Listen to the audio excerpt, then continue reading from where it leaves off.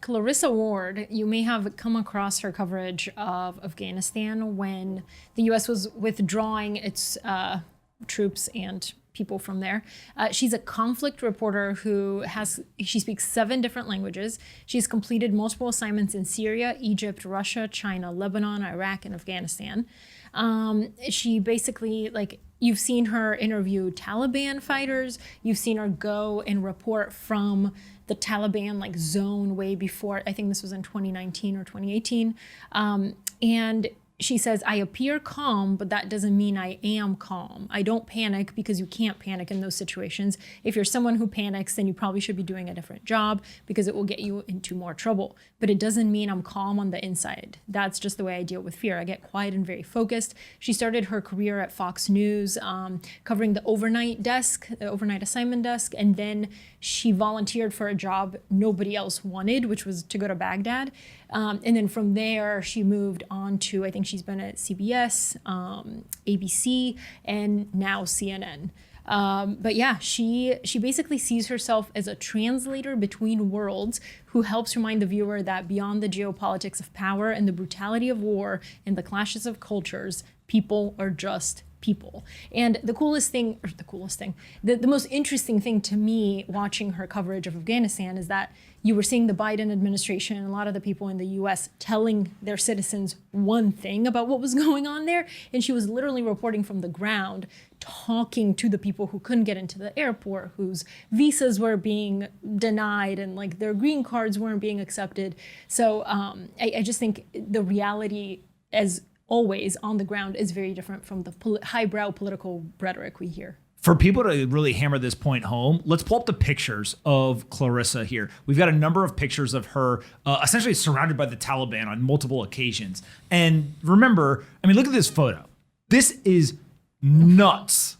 This is when she went there, yeah. This is a woman who is talking to a group of people who hang their hat on the fact that women do not have the same rights as men, right? And she's sitting there surrounded by armed men of the Taliban. If you then go down and you look, we've got a couple of other photos here. We've got another one where she's doing her reporting and they're just constantly in the background. They're constantly everywhere. And it's not like she's traveling with the US Army protecting her. We've got another photo where it's just her and the cameraman for the most part. Literally, they're doing their job, but it's not like they've got tons of security around them. They're just standing on the street in what is a war zone where many American soldiers would not feel comfortable doing this, but this woman's sitting there doing it. Then on top of it, we've got 2 more photos. One where, again, she's surrounded by the Taliban. And there's definitely an element of where the Taliban or other types of folks are interested in letting her do this because it allows for her to tell both sides of a story, both their perspective and the perspective of people who are there locally. But it's still incredibly dangerous. And I think there's a story at one point where like somebody basically like had like a whip or something, and they didn't hit her with it, but they basically threatened her.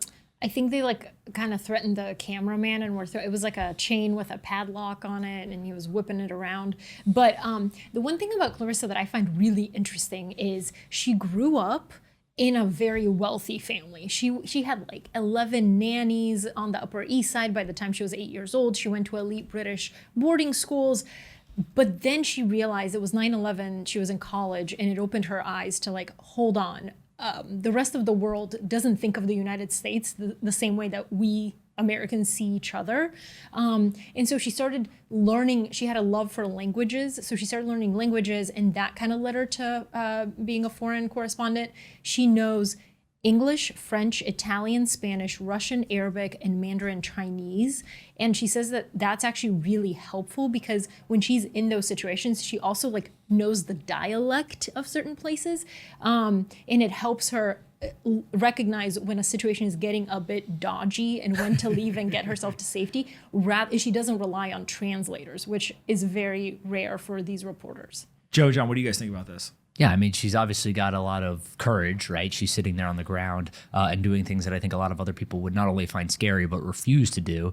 And she's obviously super impressive. Like the language thing is one. That stuff always blows my mind. When you're able to go back and forth between 6, 7, 8 different languages, that's like a different type of intelligence in my mind. I definitely could never do that. Yeah. That to me is like try learning another language. And most people find just learning one other one hard. Being able to do it. And then also the difference between like learning Spanish, which is pretty similar to English, and Mandarin.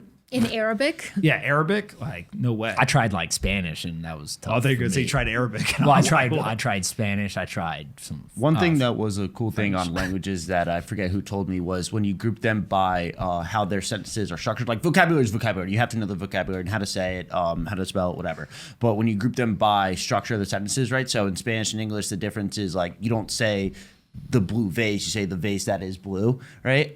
So Spanish and I believe French are very similar because they're Romance languages. English and I think German are technically considered similar because of the way they structure their sentences. And when someone told me that, I thought that was really interesting. It basically makes it easier for you to learn different languages. There's a science to learning different languages, like literally whether it's the CIA, the Defense Department, etc. They teach people how to learn other languages, and they have it down to the science of, hey, here's how we quickly get you up to speed in 6 weeks or 12 weeks or whatever. So it's possible. Just for the average person who's doing it for like an hour a day or something, very difficult. And obviously the other best way to do it is just go immerse yourself in the thing. You want to learn Spanish, go move to a country in South or Central America, or go move to Spain and don't speak any English for 6 months. Like you'll pick up stuff. Yeah, I know a guy that came, a guy that I know, he moved from Brazil and he didn't know any English or whatever. And he moved, I think at the time he was like 12, 13 or 14, like, young teenager. And he essentially said like, all I did was just immerse myself in the culture. Like I watched movies in English, I did everything in English. And over time you obviously pick it up and you start to learn a little more, but it becomes easier when you start to just realize that everything you do is in that new language. Also, another fun fact about Clarissa is she's married to a guy who was a German count. I think his name is like Philip von... Like Dracula? What, dude? The Count. Yeah. No. Isn't that what Dracula is? His name is Philip von Bernstorff, and he's also a fund manager. So what do you think they talk about? Like, how do you think... Yeah, it's called Count Dracula, just so we're all clear. Go ahead. I knew I knew that. Go Her ahead. husband is not Dracula, guys. But like, okay, imagine being married to a woman who does this for a living and you being like a fund manager. Like, you are immediately the most boring person in the room.